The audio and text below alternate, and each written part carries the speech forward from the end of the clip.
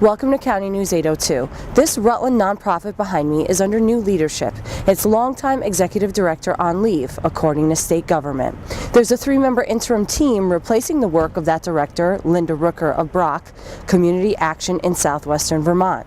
But multiple people contacted at the organization and at the state are not saying why. 2 funding sources for Brock in Rutland, weatherization and a portion of $3.3 million in federal community block grant money, is monitored by the Vermont Office of Economic Opportunity. That money is administered through 5 community action agencies across the state, including Brock Rutland. The money is said to go to 40,000 low-income Vermonters statewide for emergency food, housing assistance, employment, counseling and search, and health and nutrition services, according to the OEO website. Paul Dragon is the chief administrator of the OEO. He confirmed last week in numerous phone interviews that the director was on leave but refused to answer why. Dragon said his office has not started a funding non-compliance process for corrective action. He referred all other questions to Brock Rutland's Board of Directors. Numerous calls to board president Mary Jean Ingley went unreturned. A call to Brock employee Pam Shambo resulted in her saying, quote, "We are not allowed to talk about that," when asked about the director's status.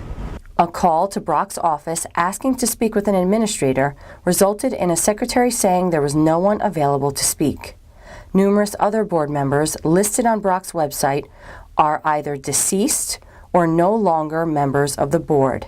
And a recent tax sale in Rutland shed light on how hard it is for buyers and sellers in the city's real estate market, slowly rebounding. In 1 year, Rutland City could own this property at 75 Harrison Ave in the Northwest neighborhood for less than $6,000. The city scooped up the residential property at a tax sale held at City Hall last Thursday, per instructions from the mayor. The city agreed to pay off $5,848 of taxes due on the home and now has to wait 1 year before taking over the title. The money to put down on the property, according to Wilton, came from the general fund, or taxpayer dollars. Per state law, there's a 1-year redemption period for the current owner of the property, John Ruggiero Jr., to make a tax payment plan to get it back. 75 Harrison Avenue is in a residential neighborhood, a good residential neighborhood. I'm surprised that nobody came to bid on that for an amount of approximately $6,000. The city did win that bid. What the city will do with those properties if they're not redeemed is a question that would remain for the policymakers, for the mayor and the Board of Aldermen. Well, for a year, nothing happens. It's the year of redemption. By state law, the current owner is given a year to try to figure it out.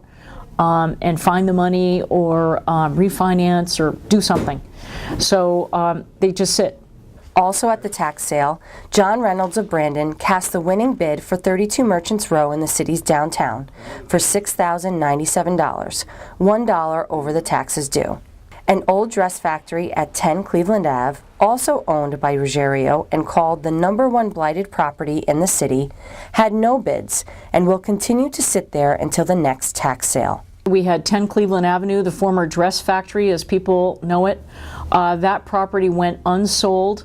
That was a disappointment to me that there wasn't a developer interested or somebody had an interest in the property to come and redeem it for the $15,000 in back taxes that's owed on it. It is a property that the city is certainly interested in seeing reutilized and renovated. But how we go about that now is the next question. I don't think it's the last we've seen of that property. The city also has an opportunity to put it for tax sale again if we think that there's some interest out there by a developer to utilize the property, or if the city itself feels it could bid on the property and put it to good use, which at this point we don't really know that we can. After a year, the Harrison property may be the second home the city owns. The city currently has the title to 37 Pine Street, but according to Wilton, the city can't make a profit off either property. We actually haven't purchased that many properties. The only one we currently own is 37 Pine. That was one where the city bid well over a year ago You know, after you do a tax sale, there's a 1-year redemption period where the current owner or the lender could redeem it, and someone interested in the property can redeem the property, take it out of tax sale. That did not occur. So at the end of the 1 year, the city, being the only bidder on 37 Pine, did receive the property as the highest bidder. That property is currently a residential property. I don't know at the moment if there are any tenants, but there have been, and we did have a property management company managing it for us for a while. Long term, what will happen with that property is a good question, but I certainly think that any properties like that, residential or commercial, that the city may own, people need to know that we can't make a profit if we sell them. We can only sell them for the amount that we have into that property, the amount that we put into the tax sale, the back taxes, the accrued taxes, and any accrued expenses that there might be to manage that property or improve it. We don't want to own these. City wouldn't want to, because in fact it's all of us as city taxpayers who've paid off that or forgiven that debt, if you want to think of it that way, but or we've taken care of it. But we certainly hope at some point to turn it over to a new owner who can actually make it a viable, working, functioning property, whether it's residential or commercial. What Wilton did express was her shock that more people didn't bid on the properties offered, and said the city's proposed residential tax stabilization may help in the future.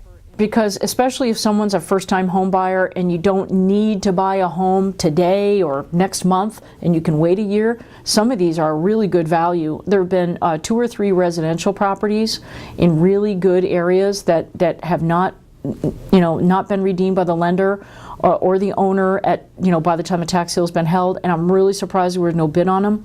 These properties went for anywhere from $4,000 to $9,000, and I'm really surprised. A first-time home buyer, even if a property's in rough shape, these were in fairly decent neighborhoods, appeared to be in fair condition at least by my drive-by assessment. I'm not the building and zoning person, but I was really shocked, because what an opportunity for someone to get involved. And I can only think that the people who would want to do that just don't have the cash available. They just haven't saved the money, or they don't have family who's willing to give it to them in order to make these investments. And I really wish more people would look at it and think about it, because it's a great opportunity for someone to invest. Landlords are having a really tough time in this economic environment. If people don't even have enough cash to come up and show up at a tax sale for $6,000 to own a home, that tells you that because the landlords aren't showing up either, they really just don't have enough cash to keep investing as well. And that worries me. That really worries me. I think it's been a tough environment out there, and this is where we're seeing it. Tune in to County News 802 Monday through Thursday at 6:30 p.m. on your public access Comcast station, Channel 21. Online, catch County News 802 directly, live streaming Monday and Thursday at 6:30 p.m. Videos are also available on PegTV.com's on-demand feature.